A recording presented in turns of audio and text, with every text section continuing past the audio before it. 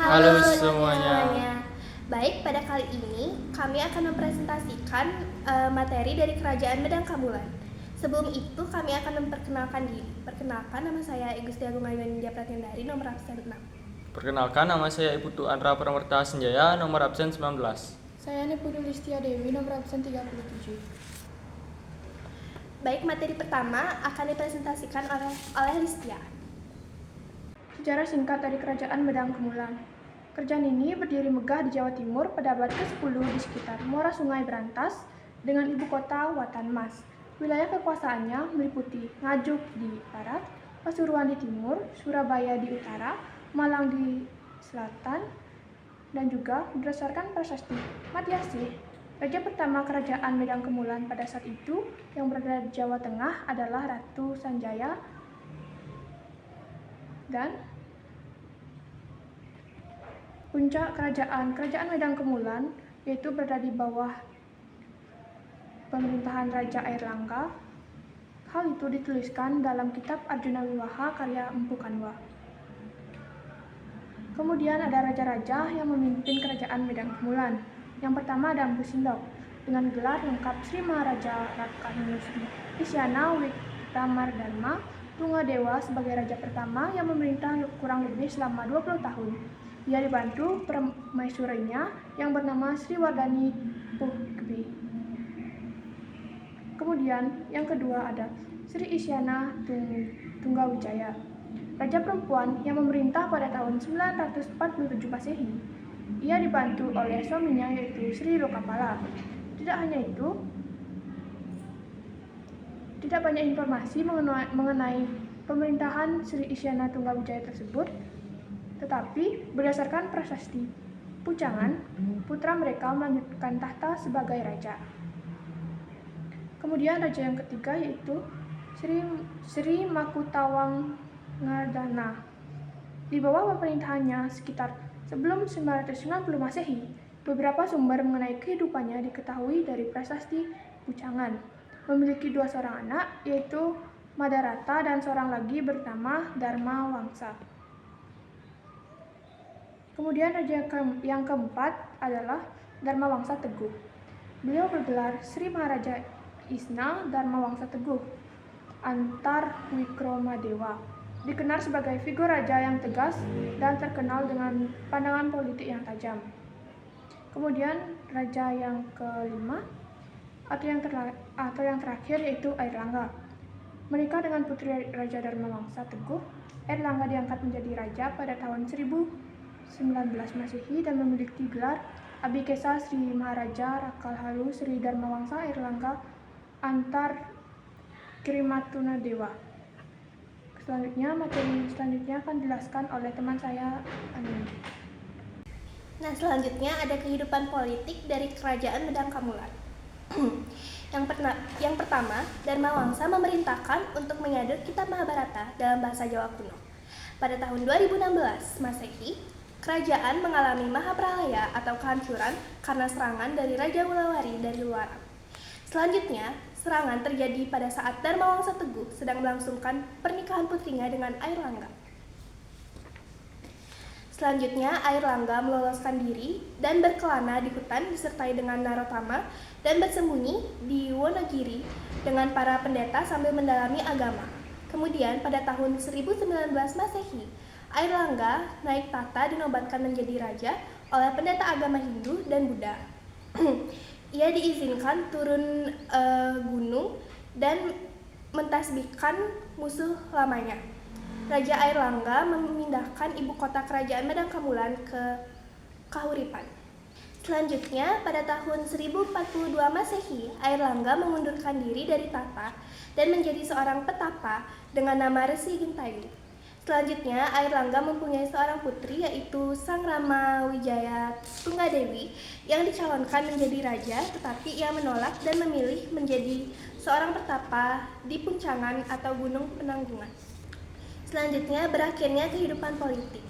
Raja Airlangga memerintahkan seorang Brahmana yaitu Empu Barada untuk membagi kerajaan menjadi dua untuk menghindari perang saudara di antara kedua putranya yang lahir dari selir, Kerajaan Janggala dan Kerajaan Kediri atau Panjalu. Yang pertama ada Kerajaan Janggala yang diibukotai oleh Kahuripan, dipimpin oleh Garasakan atau Jayenggrana. Yang kedua, Kerajaan Kediri, ibu kotanya bernama Daha atau Dahana Putra, yang dipimpin oleh Samarawijaya atau Jayawarsa.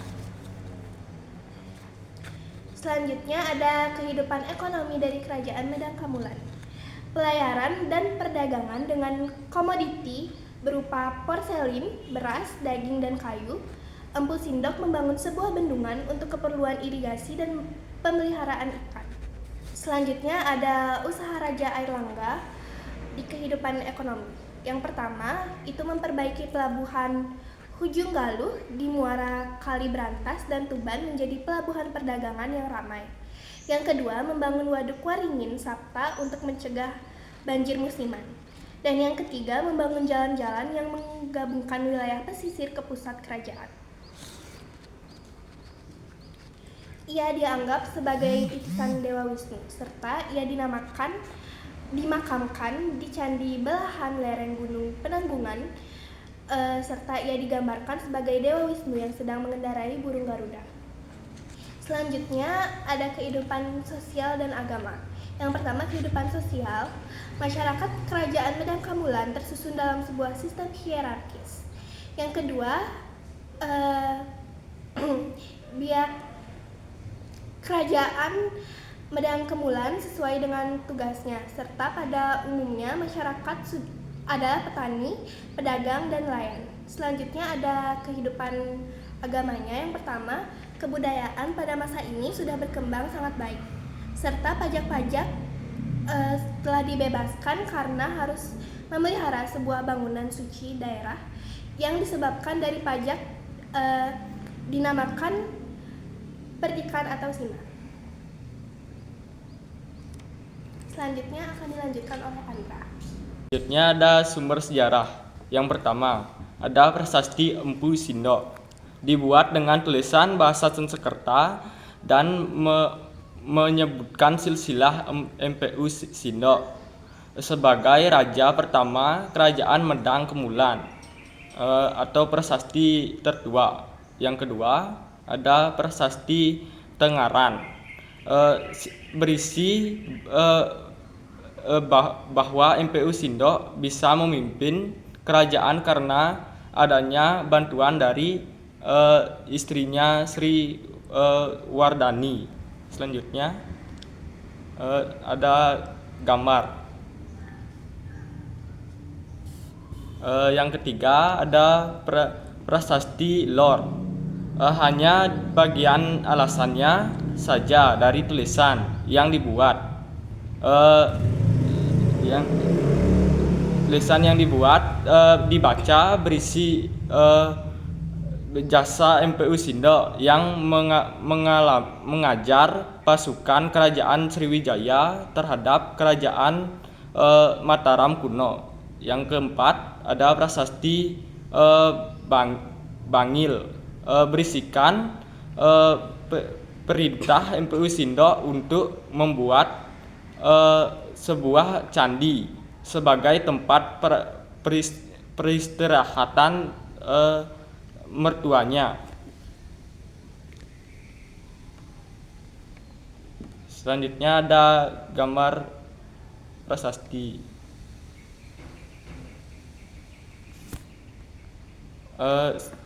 Selanjutnya ada sumber sejarah prasasti Kalkuta.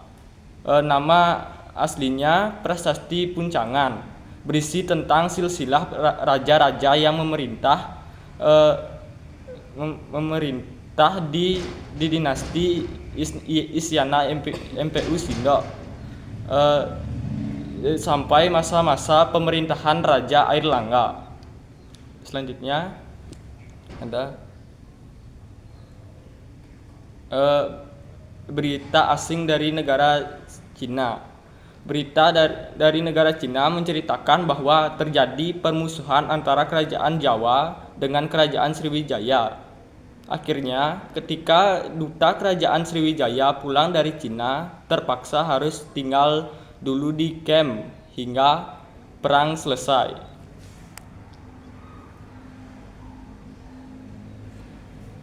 Selanjutnya ada berita asing dari negara India, menjelaskan tentang kerajaan Sriwijaya yang memiliki hubungan baik dengan kerajaan Chola, memiliki tujuan untuk menghalangi kerajaan Medang Kemulan mencapai puncak kejayaannya dan menjadi lebih maju pada Raja Dharmawangsa. Selanjutnya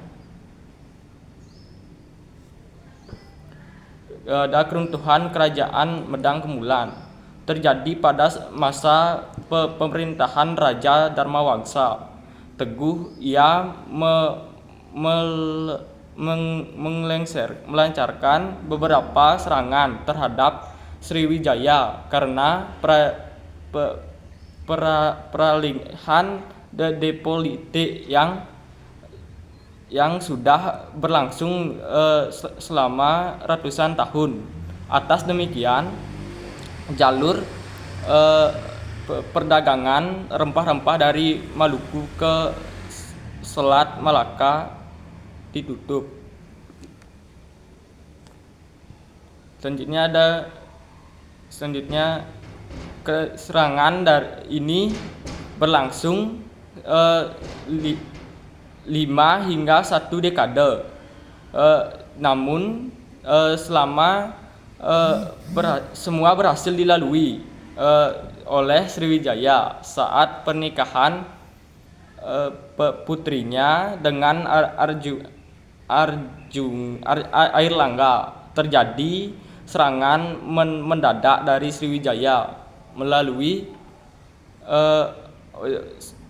sewaktu kerajaan Wanasari mengakibatkan Dharmawangsa Teguh serta keluarganya tewas. Selanjutnya ada keruntuhan Medang Kemulan. Airlangga kembali selamat dan melarikan diri ke hutan Wonogiri. Selama beberapa waktu ia kembali dan mendirikan kerajaan Koripan sebagai kelanjutan dari kerajaan Medang Kemulan. Selanjutnya akan ditutup oleh teman saya. Jadi sekian presentasi dari kelompok kami. Jika ada kesalahan kata mohon dimaafkan. Kami tutup dengan Prama Santi. Om Santi.